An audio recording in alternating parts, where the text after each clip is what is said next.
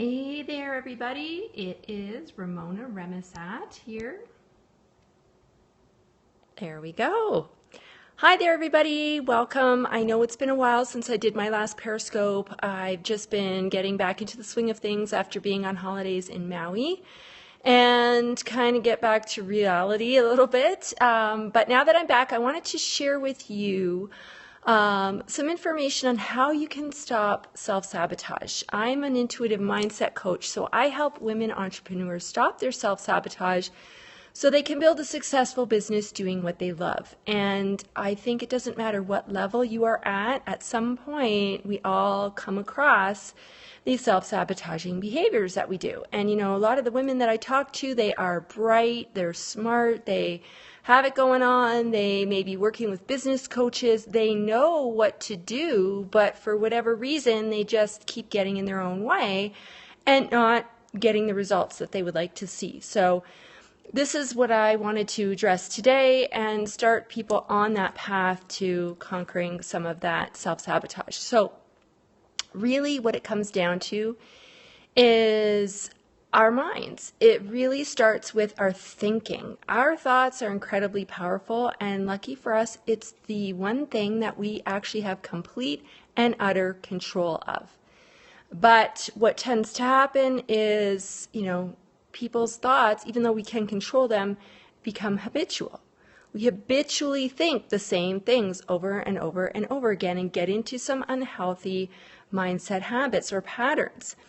And then, of course, what we are thinking about affects our emotions. Our emotions then impact our actions, and our actions are ultimately what's responsible for our success. So it all goes back. If you go back, it's kind of like the domino effect. If you go all the way back to that first domino, that's our thoughts.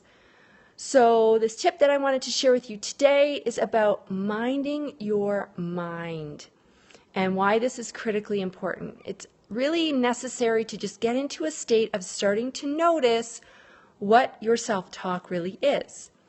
And anytime you catch yourself thinking, you can't do that, or you're not smart enough, or nobody's going to want to, work with you, or any of those kinds of things that we tend to tell ourselves, I want you to have an elastic band around your wrist. You can hear this one. I'm snapping it right now on my own wrist. Every time you catch yourself saying those things to yourself, snap it. Snap that elastic band. It's a very tactile way, a reminder to get you out of your head and out of that thinking, and starts to bring your awareness to just how often you are thinking these types of things, right? If you're constantly telling yourself all the reasons you can't do something, then guess what? You'll never do them.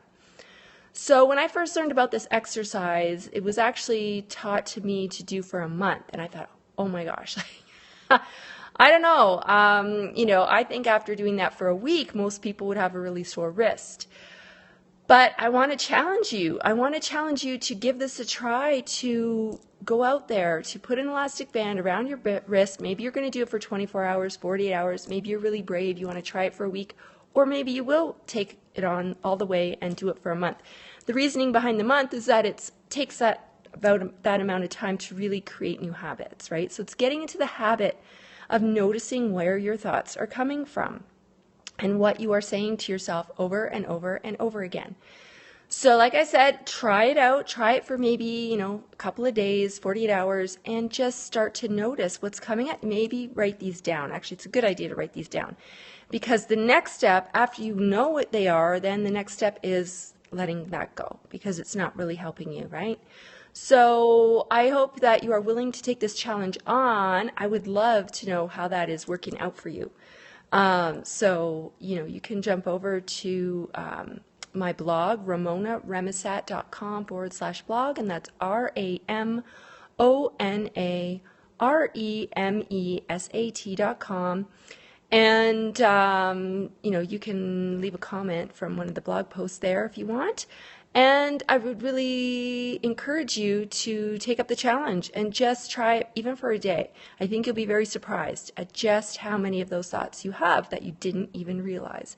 And then I hope you'll join me back here next time for some more tips on how to conquer your self-sabotaging behaviors so that you can build a successful business doing what you love. Have a great day, everybody.